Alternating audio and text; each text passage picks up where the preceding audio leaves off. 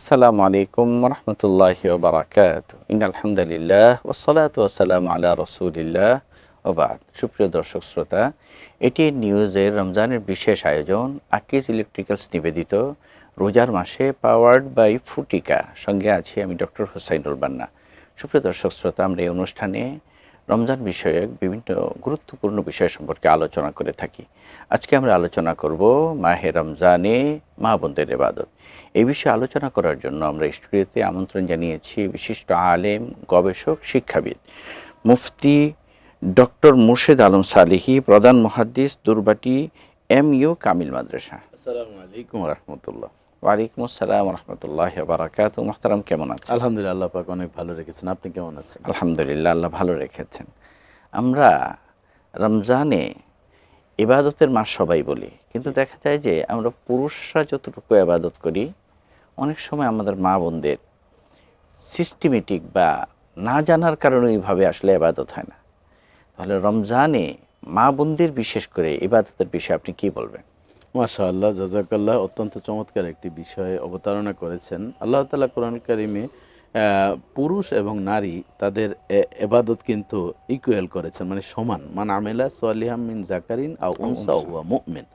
মুমিন খেতাব দিতে গিয়ে আল্লাহ তাআলা বলছেন সেটা নারী হোক পুরুষ হোক, যে নেক আমল করবে সমান কাউন্ট হবে। তাহলে এখানে ছোট করার কোনো সুযোগ নেই। মা বোনরা দেখেন, এই যে তারা কিন্তু, আমরা ধরেন এই যে বাহিরে আর্ন করি, এরপর বাসায় গিয়ে সব সাজানো গোছানো পাই, আমাদের সন্তান, আমাদের সম্পদ সব কিছু কিন্তু তারা দেখাশোনা করেন। কিন্তু রমজানুল মোবারকে বাড়তি কিছু কাজ হচ্ছে যে ইফতারির, এই যে রকমারি ইফতারি আমাদের করতেই হবে। মানে এটা কিন্তু না হলে হবেই না। নিম্নে 5 থেকে 7 আইটেম 10 আইটেম না হলে তো ইফতারি জমবেই না। এই যে রমরমা পরিবেশ তৈরি করার জন্য একজন মা বোন কিন্তু প্রচুর সময় দিতে হয়। জি জি। এই সময় দিতে গিয়ে রহমত, মাগফিরাত, নাজাত পুরুষেরও যেমন কাম্য, মা বোনদেরও তেমন কাম্য। এই সব কিছু তৈরি করতে গিয়ে দেখা যায় তাদের এবাদত করতে গিয়ে তখন ক্লান্ত পরিশ্রান্ত হয়ে যায়, যেটা বাস্তবতা। এই ক্লান্ত পরিশ্রান্ত হওয়ার কারণে 20 রাকাত তারাবির নামাজ পড়তে পারেন না অনেক সময়, তখন কাটসাট হয়ে যায়। ওই যে যারা 8 রাকাত পড়েন তাদের দলে চলে যায় 12 রাকাত, 8 রাকাত, কখনো দেখা যায় একেবারেই কোনোরকম এশার নামাজটা পরেই ঘুমিয়ে পড়েন। কিন্তু রমজানুল মোবারক হচ্ছে আল্লাহ তাআলা গুনাহ মাফের একটা আসর জমিয়েছেন। উম্মতি মুহাম্মদীকে বিভিন্নভাবে মুক্তি দেওয়ার জন্য লাইলাতুল কদর দান করেছেন, নিসফে মিন শাবান, শবে বরাত দান করেছেন। এই যে কতগুলো বিভিন্ন বিভিন্ন দিবসগুলো বিশেষ বিশেষ দিয়েছেন উম্মতি মুহাম্মদীকে গুনাহ থেকে, জাহান্নাম থেকে মুক্তি দেওয়ার জন্য। তাহলে এই মুক্তির জন্য তো মা বোনদেরও প্রয়োজন। রাতের গভীরে সাহারির সময় উঠেন, দেখেন আবার অনেক সময় অনেক পরিবারে আছে সাহারির রান্নাটা আবার আলাদা। সন্ধ্যায় যা খাওয়া হয়েছে এটা কি চলবে না, রাতের 3টায় উঠবে, উঠে আবার রান্না শুরু করলো। তাহলে এই যে শুধু কি রমজানটা কি শুধু খাওয়ার জন্য? এই জন্য আমাদের পুরুষেরও তো দায়িত্ব রয়েছে। মা বোনরা তো করেন অনেক সময় আমাদের কারণেই। তো আমরা যদি বলি না ঠিক আছে, আমরা যে কিল্লাতুত তরুম, কিল্লাতুল নাউম, কিল্লাতুল মুআমেলা, ইমাম গাজ্জালী রহমতুল্লাহ আলাইহি বলেন আল্লাহ আল্লাহ হওয়ার জন্য 3টা দায়িত্ব। কম খেতে হবে, কম ঘুম যেতে হবে, মানুষের সাথে কম মেলামেশা করতে হবে, কথাবার্তা কম বলতে হবে। তাহলে কিন্তু একজন বুজুর্গ হওয়া যাবে, দেখুন মুত্তাকি হতে পারবে। তাহলে এই যে মুত্তাকি হওয়া, আল্লাহ আল্লাহ হওয়া কিন্তু মা বোনদেরও কি দরকার। এখন এই জন্য আমি বলবো মা বোনরা রকমারি আইটেমকে কমিয়ে আমরা নিজেরা বলবো যে এত আইটেমের প্রয়োজন নাই, 2-4 আইটেম করে এটিই চলবে। এবং সাহারির সময় সন্ধ্যায় যেটি থাকবে এটা গরম করে আমরা যথেষ্ট সুন্দরভাবে খেতে পারি। এবং মা বোনদেরকে স্বাভাবিকভাবে তাদেরও টেন্ডেন্সি থাকতে হবে যে আমার কবর কিন্তু আমারই সামলাতে হবে। যে আমাদের মা বোনদেরকে ইবাদত করার সুযোগ দেওয়ার জন্য কিন্তু আমাদের পুরুষদেরও একটি দায়িত্ব কর্তব্য রয়েছে। জি, দেখেন রাসূলুল্লাহ সাল্লাল্লাহু আলাইহি ওয়াসাল্লাম কিন্তু মা বোনদেরকে জান্নাতে যাওয়ার জন্য 4টা আমল করতে দিয়েছেন। 4টি কাজ করবে জান্নাতে যা। আলমারাতু ইজা সাল্লাত খামসা সাওমা শাহরা ওয়া তাআত বালাহা ওয়া আহসানাত ফারজা ফালতাদখুল মিন আইয়ি আবওয়াবিল জান্নাহ শাআত। আল্লাহু আকবার। জান্নাতের 8টা দরজা, 8টি জান্নাতের যে কোনো জান্নাত চয়েস করে যেতে পারবেন। 1 নম্বর হচ্ছে 5 ওয়াক্ত নামাজ যথাযথ পড়া। দেখুন রমজানুল মোবারকে এই ইফতারি, সাহারি এই ধরনের রকমারি করতে গিয়ে নামাজ কিন্তু যথাসময়ে হয় না। জোহরের নামাজ অনেক সময় আসরের শেষ ওয়াক্ত, আর আসরের নামাজ তো অনেক সময় মাগরিবের আজান দেয় অবস্থায় পড়া হয়। অনেক সময় একেবারে সময় যখন নিষিদ্ধ টাইম চলে আসে ওই টাইমই কিন্তু চলে আসে। এই জন্য রাসূলুল্লাহ সাল্লাল্লাহু আলাইহি ওয়াসাল্লাম মোটা দাগে বলে দিয়েছেন, আল মারাতু ইজা সাল্লাত খামসা, 5 ওয়াক্ত নামাজ যে মা বোনদের হবে, এরপর সমাত সাহারা। রমজানুল মুবারকে রাসূলুল্লাহ সাল্লাল্লাহু আলাইহি ওয়াসাল্লাম বলছেন যে আম্মাজান আয়েশা বলছেন যে আমাদেরকে রাসূলুল্লাহ সাল্লাল্লাহু আলাইহি ওয়াসাল্লাম সুযোগ দিয়েছেন, যদি আমরা আমাদের মাসিক শুরু হয়ে যায় তখন আমাদের নামাজকে সুযোগ দিয়েছেন, নামাজ আর কাজা করতে হবে না, কিন্তু আমাদেরকে দায়িত্ব দিয়েছেন পরবর্তীতে রোজা শেষ হওয়ার পর সিয়াম সাধনাগুলা কাজা করা, কারণ রোজা একবার আসে আর নামাজ তো প্রতি সময়ই থাকে। এজন্য শুধু এতটুকু সুযোগ দেওয়া হয়েছে। দেখুন তাহলে এই রমজানের রোজাগুলো মা বোনদেরকে যদি যথাসময়ে রাখা যায় তাহলে কিন্তু জান্নাতের দরজায় যাওয়ার সুযোগ আছে এবং প্রবেশ করতে পারবেন ইচ্ছা মতো।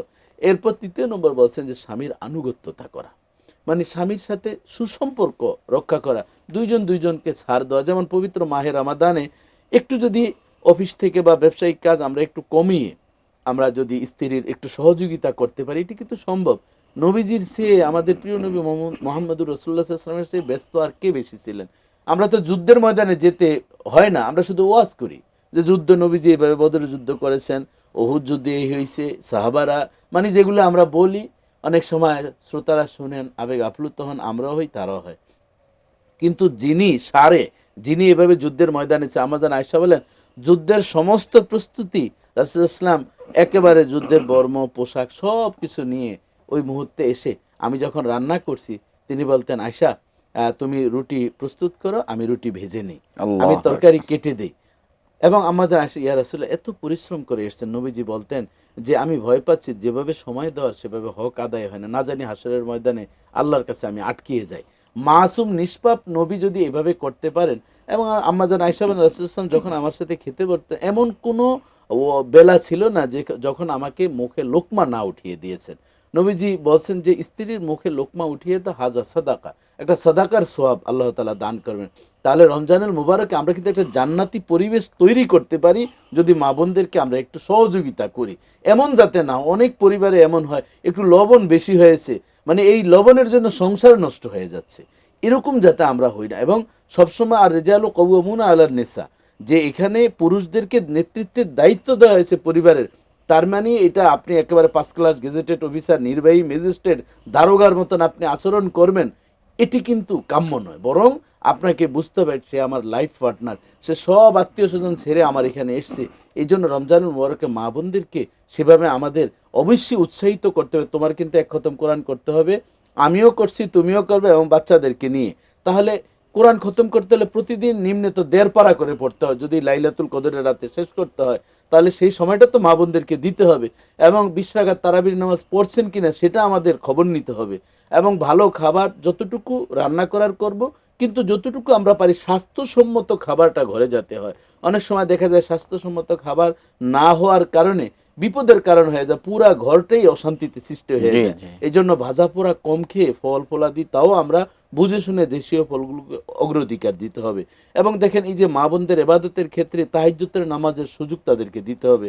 অনেক সময় আমাদের পরিবারের ক্ষেত্রে আমরা দেখতেছি যে তাহাজ্জুদের সময় ওই যে রান্না বান্না নিয়ে প্রস্তুত থাকে, দেখা যায় ফজরের টাইম হয়ে যায়। এই জন্য আমাদের উচিত হচ্ছে মা বোনদেরকে তাহাজ্জুদের সময় দেওয়া, জিকির আজকার করা, এবং সলাতুত তাসবিহ পড়া, উমরি কাজা পড়া, এবং এই এশাক নামাজ পড়া, আউয়াবিন নামাজ পড়া, সাজদার নামাজ পড়া, এই ধরনের সুযোগগুলো আমাদের দেওয়া একান্ত প্রয়োজন। জাযাকুমুল্লাহ, আপনি অত্যন্ত সুন্দর আলোচনা করেছেন, আপনাকে ধন্যবাদ জানাই। জি, আপনাকেও ধন্যবাদ জানাচ্ছি। জাযাকুমুল্লাহ।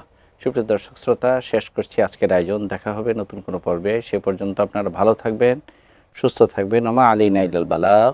আসসালামু আলাইকুম ওয়া রাহমাতুল্লাহি ওয়া বারাকাতুহু।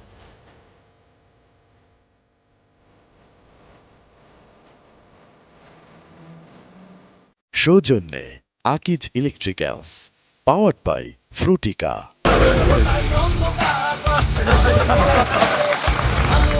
আকিজ এলইডি লাইট, আলোর বন্যায় দূর হোক অন্যায়।